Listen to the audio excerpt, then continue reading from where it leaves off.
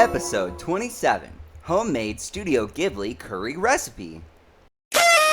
Have you guys ever watched an anime or a Studio Ghibli movie like Spirited Away or Castle in the Sky and found your mouth watering at the way that they animate food and cooking in some scenes and make it just seem more delicious than ever? Well, I certainly have. And in this video, I decided to follow a recipe from a Japanese local chef and replicate one of these iconic meals myself here at home. The meal I chose is, of course, curry rice. Doesn't it just look delicious? Let's go ahead and get started. Alright, for those of you who don't really want to see the show and just want to cut straight to it, I'm going to drop the link for the recipe and all of the ingredients needed down in the description below.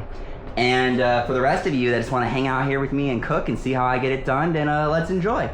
So you'll see here, I have all my ingredients already prepared here on the table. The main ingredient of this dish is going to be using a chuck roast, which is about right here. This cost me maybe like $18 or $19, but if you use one this size, you'll be eating off of it for like literally days. This is like a family dish that we're gonna be preparing in my slow cooker hot pot. It's gonna fill probably 75% of that hot pot once everything's in there. And it's pretty filling and really delicious. So let's get started. So the very first thing that we're actually gonna do is we're gonna set this hot pot right here. We're gonna set that to, I prefer 8 hours on low cooking. And the reason that I prefer low cooking is that I'm not actually gonna cut up this chuck roast. I am just gonna put it in the pot, because if you cook it on slow for a long time, it actually becomes like you could basically tear it apart by touching it with a fork. It's like shreddable. It becomes so malleable and like tender from having cooked at a low temperature for so long that we're basically just gonna shred it with a fork when it's done, and it'll be mixed in with everything and it'll be great. It'll be like nice shreds of chuck roast in with the veggies and flavorings. And so I got that in there and I got it set on 8 hours. The very next thing we're gonna wanna do is we're gonna get some beef broth. We're gonna wanna add the beef broth to cover this, sorry, I'm like moving this. There we go. We're gonna wanna cover the beef with this beef broth. You just wanna make sure that it's covered, not exposed to the air. That way all the heat and stuff is getting in there real nice. You might need to use 2 of these, depending on the quantity or the size.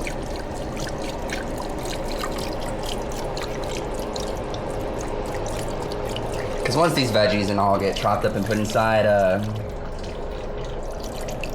the level will rise. So we'll go from there, but for now we're just gonna put that. And I'll put the lid on while I get working on the other parts of the dish. All right, so the very next thing we wanna get working on is one of the staples of this curry is having like the flavor profile, kind of like a French onion soup as the base, which is gonna require some buttered caramelized onions. So I'm gonna go ahead and cut up about 4 medium-sized onions. And I have this pan already warming up with a little oil and butter inside. And we're gonna get that on a medium-low simmer for maybe like 10 minutes to really glaze those onions, get them caramelized, translucent, and sweet. So using a cutting board, what I like to do with onions, especially since they have this dry outer layer, is I cut off the end where these like spindly bits are on each side, like these parts. And I cut off the end on each side. And then we just cut it in half. So put it on the side you cut it from, cut it in half. So you should have 2 pieces of onion like this. So you see how there's still like this gross, dry, outer brown shell on the onion? Onions have layers. We're gonna go ahead and actually just run this under some warm water, and you'll be able to very easily peel away the dried onion from the good onion without any effort required. I mean, if it's really, like for this one, for example, you don't even really need to run it underwater. Like that one came off easily, but sometimes they can be kind of stuck on there. So if you have a stucky, dried out onion shell, using water to separate the dry part from the normal onion is a really good tip. But for this one, I don't need to. So lucky us. So 1, 2, for the rest.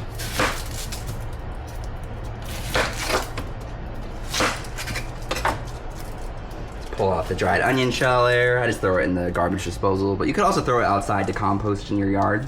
That's a smart idea for a, you know, plant-based organic food waste. Yep, take out this dry outer layer. Cool, cool, cool.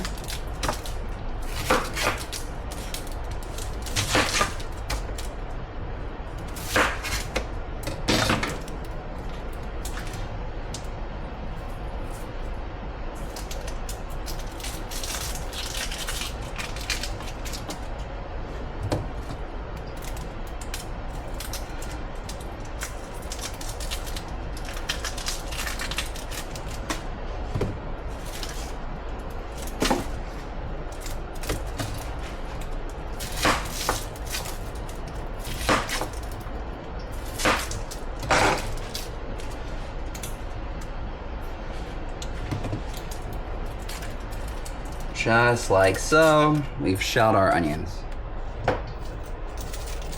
All right, so now, see how the lines are going like this way on the onion? We're gonna go ahead and go with that. I like to have a little bit of kind of like thin and long onion pieces. That way they don't get too crispy and fried, being too small, and they also still have some body to them inside of the soup base.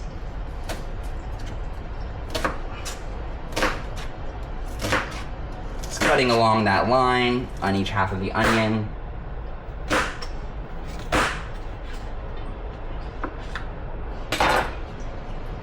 The pieces should resemble something like this.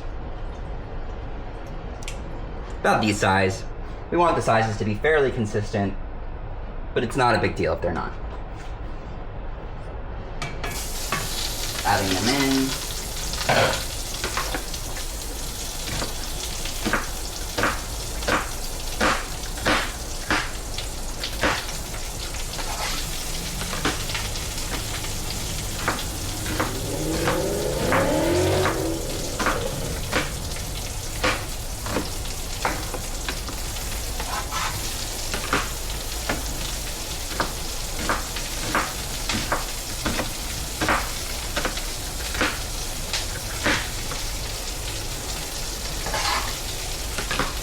Almost done with the onion.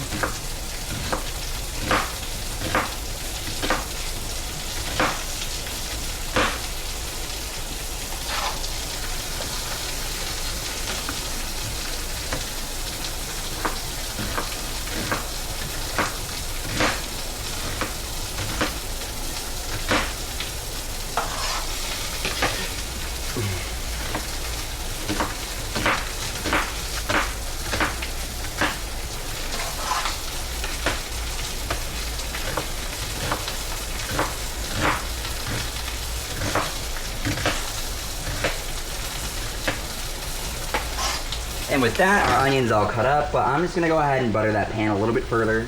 You wanna make sure there's enough butter to get the onions all caramelized, that nice golden translucent kind of color, before we add them to the slow cooker.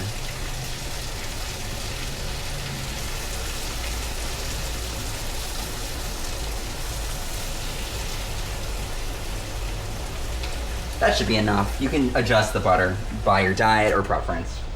I like just like, you know, maybe like a fifth of a stick in there. So with the onion out of the way, I'm gonna let that sit for a second and I'm gonna prepare our next ingredient. Okay, so the next core ingredients we're gonna be adding in are gonna be carrots and baby russet potatoes. You can really use any potato, but I find the baby potatoes a lot easier to slice into quick manageable sections to throw into the pot. It's all about efficiency when it comes to cooking. If you can cook something delicious quickly, why make more steps, you know? So I'm gonna use maybe like, let's say six of these carrots, full-sized, and we're just gonna cut those down. Ideally, I would love to use a crinkle cutter, but I actually don't have one here. I thought I did, but I'll have to get one. But if you don't have a crinkle cutter to increase the surface area on which we'll be grilling the edge of the carrot, you can just go ahead and make diagonal cuts, because that'll increase the length of the side of which the carrot will be grilled on, and it'll make the flavor profile and texture a lot better than just cutting it straight. If you cut it straight, it's not gonna be the end of the world, but I personally have found that to be a truth. for my cooking. So let's just go ahead and line these up.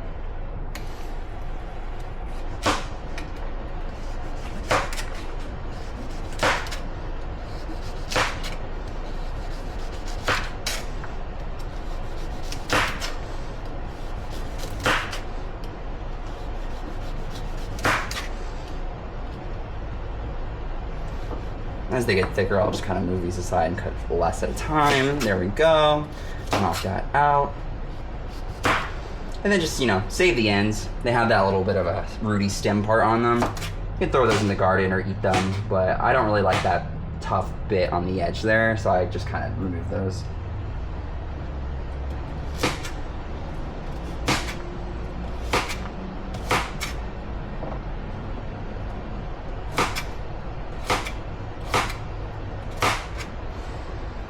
Cool. Now with that done,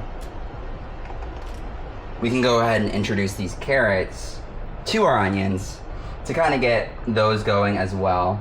Carrots can be really delicious when caramelized with butter, but they take a while to kind of get to the texture to where I really enjoy them.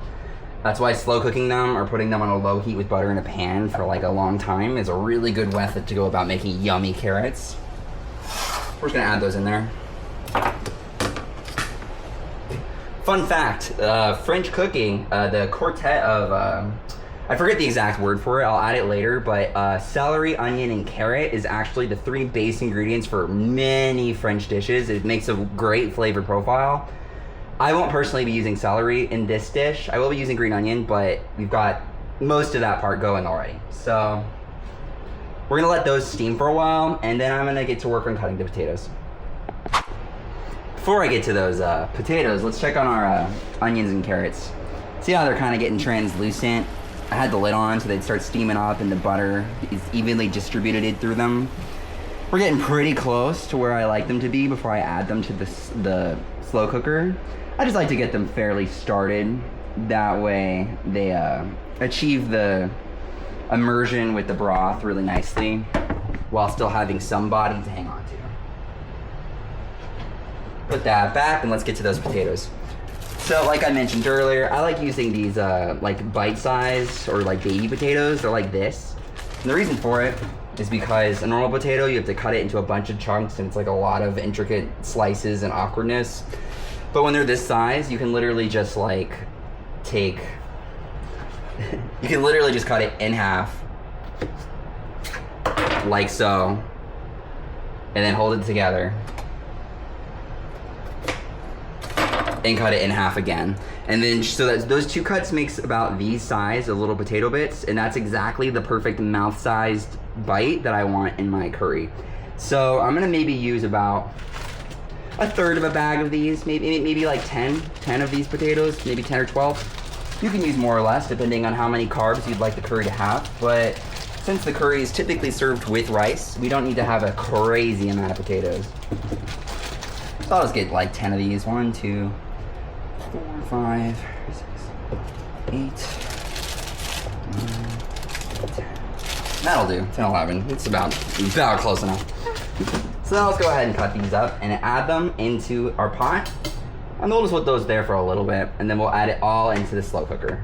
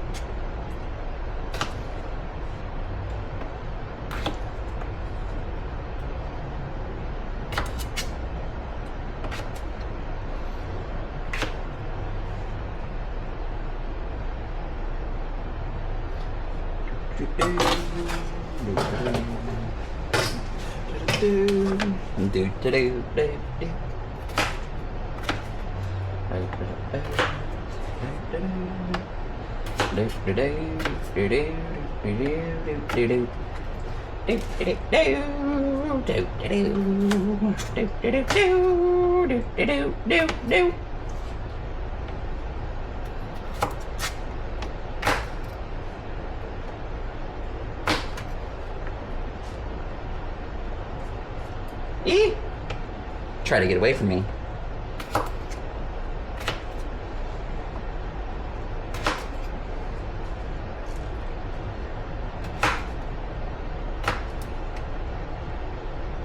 Cool. With those all cut up into manageable pieces for the stew, I'll just throw them into here to get them started. And about 5 or 10 minutes, I'll dump that in with the slow cooker. Hi. Okay, so I've let these vegetables in the pan kind of stew, stirring occasionally for about 15 minutes. Let's check on them. They're right about where I like them to be before I introduce them to the slow cooker. As you can see, the onions have this kind of transparent look to them. They're taking on that kind of golden caramelized color and feel. Yeah, the texture's right. So we're gonna go ahead and add these into our slow cooker, which I'll do now. Careful to remove the lid. I accidentally broke the handle to my lid the other day. So I had to order a new handle, so I had to grab it in a weird way, but still works just fine. So we're gonna go ahead and just introduce this into the slow cooker. Ta-da! So now you can see that the total amount of vegetable and meat combo is actually going over a little bit the solids. Like, there's not enough liquid in there to keep everything completely covered. So what we're actually gonna do here is we're gonna start building our soup base, which I'm gonna be using unsweet coconut milk for this. A lot of like yellow curries or like sweet curries will use coconut milk as like the base. And then introduce something like pineapple or chutney or like grated apple, in addition to spicy flavors and tones with the meat to create a beautiful blend. So I'm just gonna add like, you know, I kind of like, I just guess. I've just been doing this for a lot, so I just kind of eyeball it. I just added about that much so that everything is covered. It was probably like a cup of this, you know. Cooking's an experiment, so you do things as you go. But yeah, I'd say about a cup of coconut milk. The most important key factor is you want to make sure that all of the ingredients are covered with liquid before putting the lid back on and leaving it for 8 hours. All right, so let me get back over there. In addition, the amount of butter you want in the dish, you can adjust based on preference and health requirements, but I like to use at least like a fourth to a third of a stick of butter added in as well, to really help everything in there have that sweeter tone and caramelize. The butter will just pull everything together in a really nice way. But you do you, according to what you like more. So one of the important spices I always make sure to add into my curry is grated ginger root. Ginger is like a superfood. It's got so many things like antioxidants and vasodilators to help your circulation. It's really good for you. And of course, you could leave out ginger. Oh, I'm sorry, garlic. Ginger and garlic. So I got this garlic here in a clove. You can just literally press it down with like a knife, or hit it with a knife handle to just break off that outer shell. And now that we broke it into it, you can see the nice inside of the ginger. Sorry, garlic. I'll add about like 3 cloves of garlic, and you can just mash it and just throw it into the soup. You don't really have to cut it up that much because it's gonna fall apart and mix in. So 1.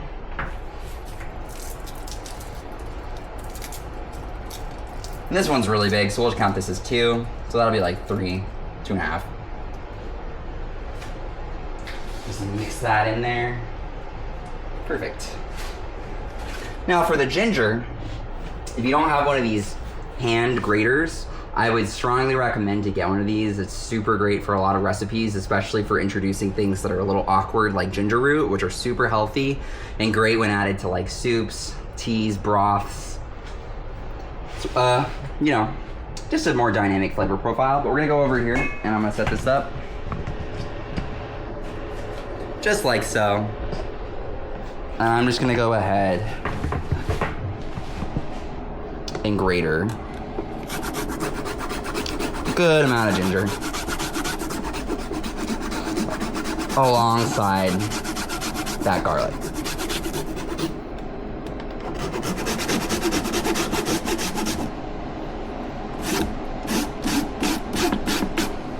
Once you're satisfied with the amount of ginger that you've grated, just give it a firm tap like that to get any excess that was stuck on the inside firmly planted into the dish. Now this last step before we put it on to cook is completely optional, but if you have a beef bouillon like paste, adding like a spoonful of that in really can help bring out those savory tones and help to compensate for some of the more spicy and sweetness that will be going on in this dish. But I've made this many times without this. This is actually maybe the second time I've used this, and I kind of liked it. Adding, like, it was just a slightly different flavor profile, but you really don't need this. But I use about a spoonful, and I just tap that in there with the dish to really tie in those savory tones of the meat and the beef in this. But that's an optional step. So, last but not least, there's a few additions that we're gonna do before setting it to cook for the time. There's a few ingredients that we're not gonna introduce until it's pretty much done cooking, because those things like mushrooms and stuff, if they cook for 8 hours, they can really just kind of like fall apart and get mushy. They cook pretty quick. You can even honestly eat them raw. So I usually add them in around like the last 30 minutes, or even just once it's done on warm, and mix those in with like a green onion. And we'll also be adding a few extra ingredients to show for the sauce, but I'll show you that then. But for now, we can go ahead and introduce a couple things now. I like to add some lemon juice. When you're cooking, it's important to get like salt, acid, savory, umami flavors going in the dish to really get a full profile. And so we're gonna add some acid through this lemon juice. I'd say use about like 2 tablespoons, but I just eyeball it and squeeze it in.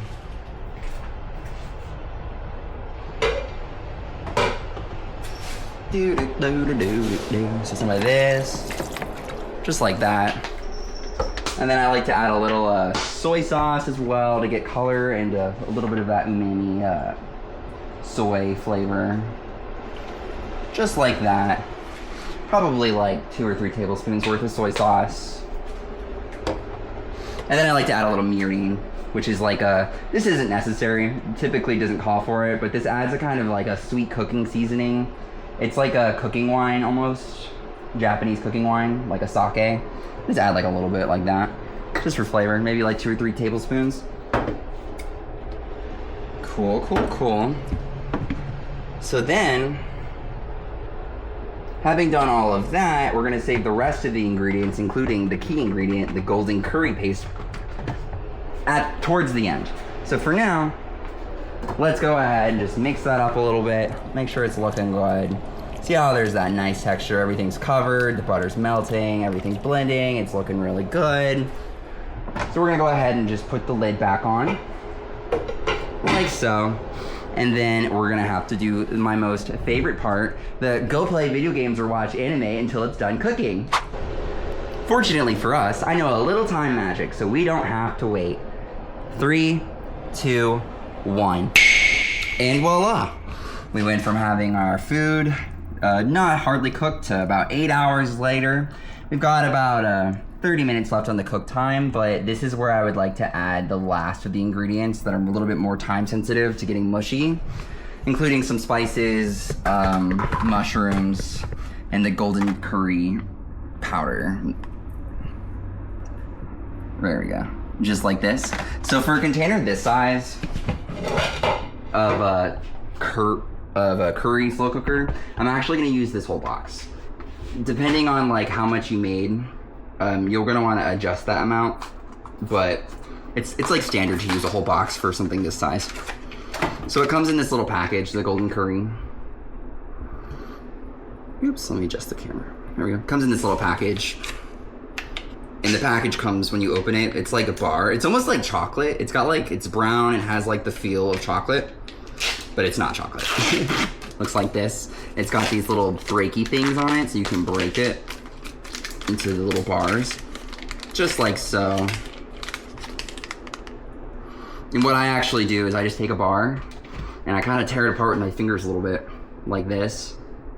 And I just kind of put those pieces into the curry. That way it dissolves evenly throughout the dish without having like a big lump of curry paste that didn't fully get absorbed, you know? So we're gonna do that now. I'm just gonna add in this curry. Give me one moment. Hey you guys, so there's about like maybe 30 minutes left on my slow cooker time, and so I wanted to go ahead and get some rice started. I love to have my curry with a nice bowl of rice. White rice, I add a little sushi vinegar for flavor and texture, but yeah, the kind of plainish sushi rice with this very intricate and spicy, sweet, savory dish on the side that complements each other very well. One bite of rice, one bite of curry. It's how it's done in anime, and that's how I do it too. So, right over here. Doop. Right over here. I got my little bin. So this is easy.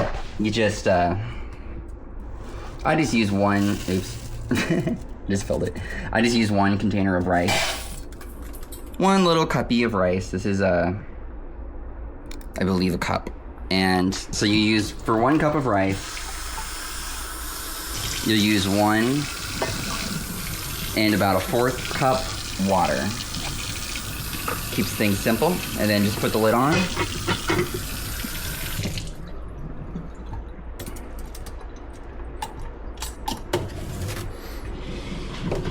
Just like that, and go ahead and start her up.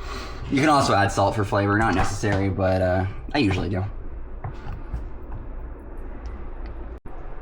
So just adding in the curry broken up, we're gonna use this full box. Just break the bars into like 1/3 or 4ths. Don't have to be too crazy, you just don't want any big chunks all alone. So it dissolves into the slow cooker evenly throughout the dish. Alrighty. And with that, we've used all the curry. I went ahead and used medium hot for this one because we're going to be adding cayenne pepper, and so we want to make sure the dish isn't too spicy for most people's liking. This comes from mild to hot. I usually just go for the medium so I can flavor it from there. So this next part to finish the sauce is actually something I learned from a YouTube video. There was a guy in Japan that talked about how like typically once you've added this curry paste, you could consider it done. But if you really want to add some more body to the flavor and really bring out some of those sweet and salty, savory tones, we're going to want to add a little bit of extra, these 4 ingredients. So I'm lazy and I didn't have apples right on hand, but this is what I usually do anyway to save time. It says to grate 1 to 2 apples into it, depending upon how much you made. But I'm just gonna go ahead and use applesauce. You can use applesauce as a substitute for grated apple because it's basically the same thing. So I'll do that now. Grab a spoon. And I'll do maybe 5 tablespoons of applesauce. That should be good. And that's really gonna bring out this sweet, tangy, fruity profile that'll balance great with the savory fats of the meats and the spiciness from the curry. Salt, spice, savory, umami, those are the flavors we really wanna go for. So the next, what we're gonna do is Worcestershire sauce. Worcester sauce? It's hard to pronounce. Worcestershire, or whatever. This sauce. And we're just gonna add maybe 2 to 3 tablespoons worth into the mix. And then, surprisingly, this ketchup is not only gonna add to the color and help it bring it out, but it's gonna bring out, help complement the sweet tones that we have going on. Oh my god, I made a mess. That's okay. So, last but not least, monosodium glutamate. This is used in a lot of oriental cooking, Asian, Japanese, Chinese dishes. If you've ever had stir fry broccoli and garlic sauce, this is most definitely in it from a Chinese place. So you just want to use a little bit of this, maybe I don't know, maybe a tablespoon or 2 worth. That should be enough. So at this point in the dish, you could feel pretty confident in saying that give it a good mix and introduce the last ingredients the mushrooms and such. And you could say it's pretty much done at this point. But I'm going to go ahead and add just a few last second things that I personally prefer. One of which being a little extra garlic powder, because garlic's good for you and I love the flavor. Garlic powder, and it'll also help soak up some of those juices to help this curry achieve more of like a creamy oatmeal-like consistency instead of being like soupy, you know? We want it to be kind of like thick. So you put that. Let's see, and then the next thing I'd like to add is some black pepper. Just a good amount. Like, I eyeball a lot of my cooking. I've done this so many times that why dirty like a measuring spoon or a cup when you know what you're doing. Okay, and then you can add a little bit of cinnamon. You're not gonna really taste it, but the applesauce that I chose is cinnamon applesauce, but I'll just put a sprinkle just to show you. Cinnamon is also one of those spices that is so good for you. It's a vasodilator. It helps circulation throughout your body.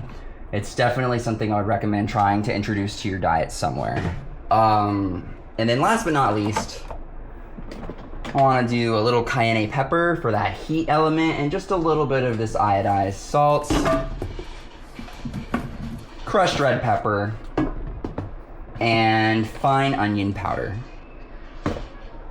And like with everything, I'm just kind of eyeballing it. You're going to vary this by taste and by the amount that you chose to make. That was probably like 2 tablespoons worth. Some salt. Should be good. Probably like a tablespoon's worth. And I like crushed red pepper. It's just a little bit of that. Probably like a tablespoon or two's worth. And then just some cayenne pepper, which is another vasodilator, which is really good for circulation and for your body. And it adds a great spicy kick. Just like so.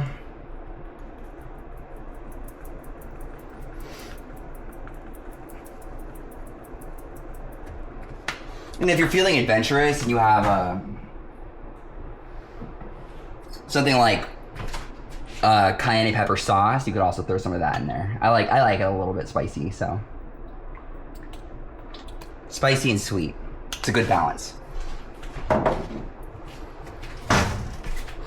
So with all of those things added in, just gonna go ahead, clean up this edge a little bit. I'm gonna stir everything around and then let it introduce the mushrooms and then put the lid back on and let it cook for about another 30 minutes and it'll be ready to eat. And the rice will be done then by 2, so I can go ahead and bowl up a nice bowl of curry rice and show you what it should look like, the consistency, and then I'll go ahead and eat it and give it a little review. So before I mix that all in, I'm just gonna dump these a whole package of pre-sliced mushrooms. You can really use whatever mushroom you like, but mushrooms go pretty well with curry, and they're really good for you. They got vitamin D and protein, and a nice flavor. So I'm just gonna go ahead, mix everything around in here. Oh yeah. Oh yeah. I can already tell with this spatula that the meat at the bottom is just falling apart from touching it. It should be like that. It shouldn't be tough. It shouldn't be overcooked. It should literally be like you don't even need forks to pull it apart. You just kind of bother it a little bit with a spatula and it's just collapsing. It's so like slowly cooked at this lower temperature that the fibers have just kind of like fallen apart and they don't cling to themselves that well, which is great because then you're gonna have super easy to eat bites of meat in each bite and you didn't have to cut it all up or do any extra work. So now that that is all mixed up, we're just gonna go ahead and re-lid this. And yeah, we're just gonna wait like another 30 minutes and then by then the rice will be done, this will be done, and I can plate it up and eat it. Thanks for watching. So it's about 30 minutes later. I removed the rice from the cooker and it's ready to go. I'm just gonna toss it with a little bit of this sushi vinegar. That's a good amount. And then we're just gonna go ahead and fold it over onto itself a couple times to spread that vinegar around and get that kind of rice flavor and texture that I really like. It's called sushi rice at this point.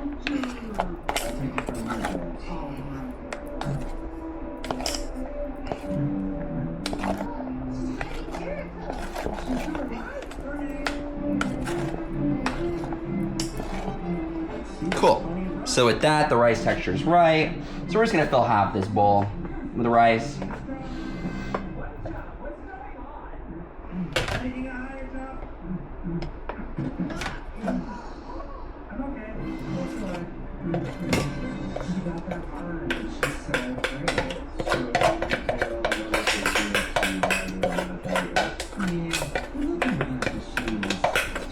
Cool. So keeping the rice all to one side to have the plain, dry portion of the dish, we're gonna leave the other side for the soup base of our curry, which is also done.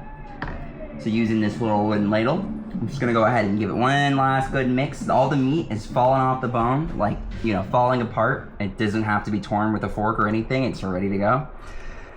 And we're just gonna go ahead and, yeah, put some here.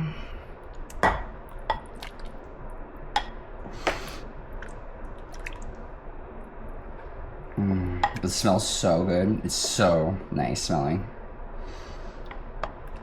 Perfect. Just like that, you've got a bowl of curried rice. Rice on one side, curry on the other. You take a spoon down the middle, you get a little bit of white rice, a little bit of curry. It's a great profile of flavors. And now I get to eat it. But not until the very last step. Actually, I almost forgot. I'm just gonna go ahead and garnish it. I'm gonna go ahead and garnish it with green onion chopped up.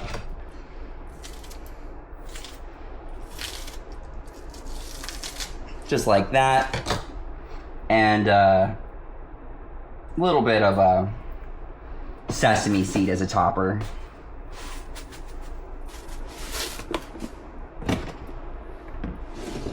Ta-da!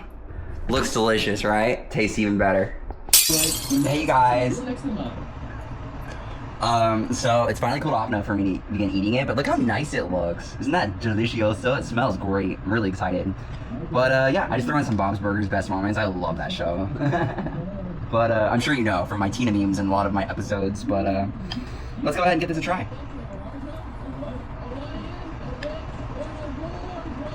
Get a good bite of rice and a good bite of curry with some green onion and sesame seed on top.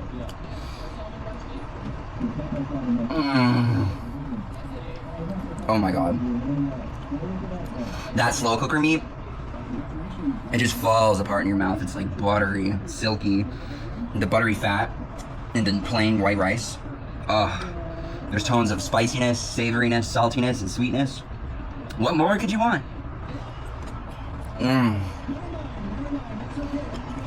Oh my god, this is like the best I've ever made it. It's so good. I made it with extra love just for you guys. I'm gonna turn this light off. And I'm like, can you even see anymore? I'll just eat. I'm just gonna watch TV and eat. Hang out with you guys for a moment.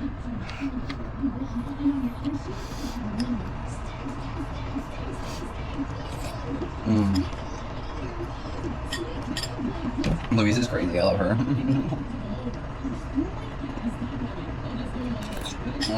This is so good.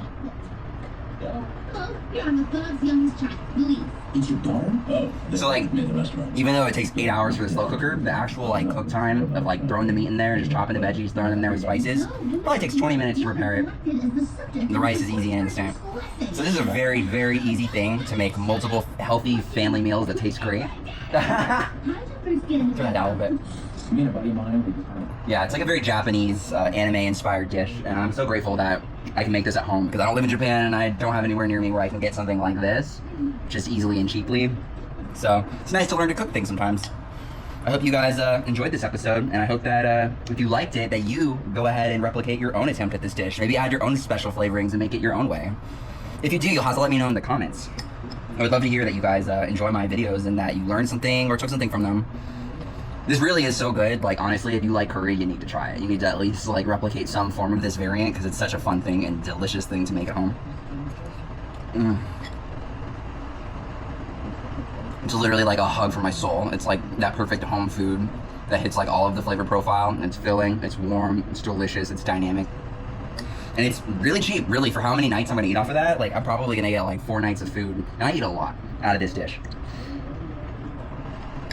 I'm just gonna throw the whole crock pot like in the refrigerator when I'm done eating off of it. And I'll snack on it for the next few days.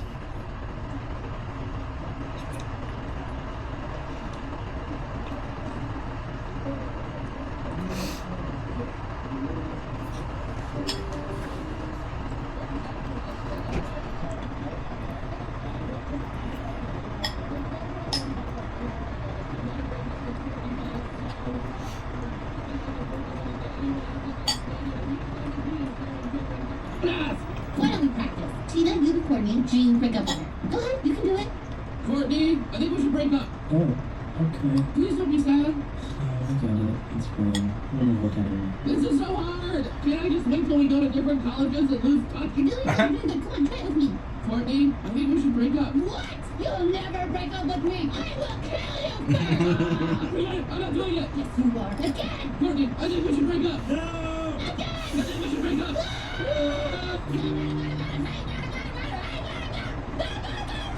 I think that gets dragged out. I did that. I'm part of this. Nature boner. That's not what it is, Jane. Hi. Sorry to bother you. We're camping over there and my husband blew it unpacking. Can I borrow some crackers or peanut butter? Guys, you look so prepared. You've got to be prepared when civilization breaks down. Wait, why will civilization break down? Have you been to the post office lately? She knows. That's right. What does she know? The post office? But I was in the post office. They seem organized. He doesn't know. He doesn't know anything. What? Oh my god, that sounds like I'm a Thunder Girl. Troop number 39. They want to regional champs up. Hello? Who's over there? We are. Yeah, we are. You're a Thunder Girl. Yeah, she was. Until she learned that organizations like this are soul stealers. I don't understand. Did you Oh, get you don't understand.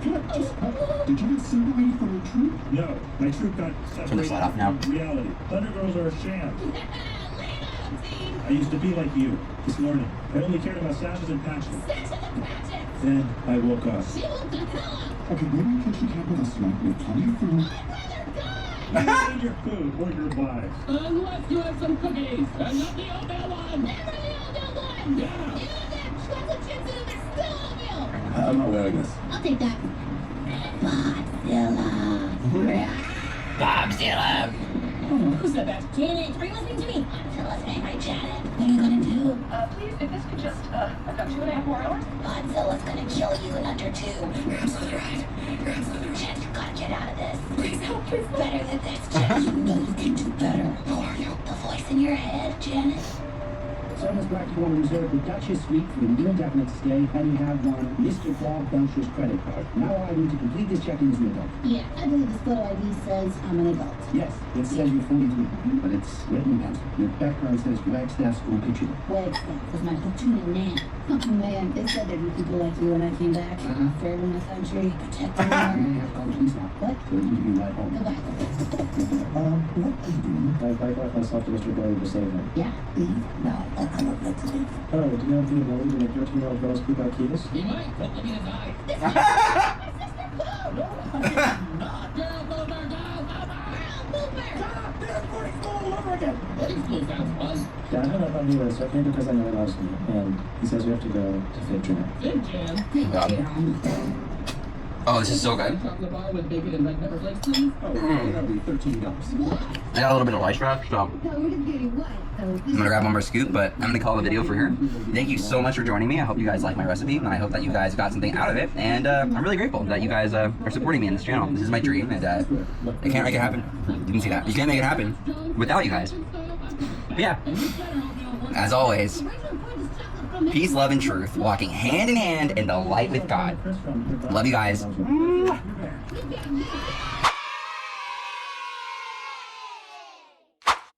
Mayew's Room, brought to you by viewers like you. Thank you.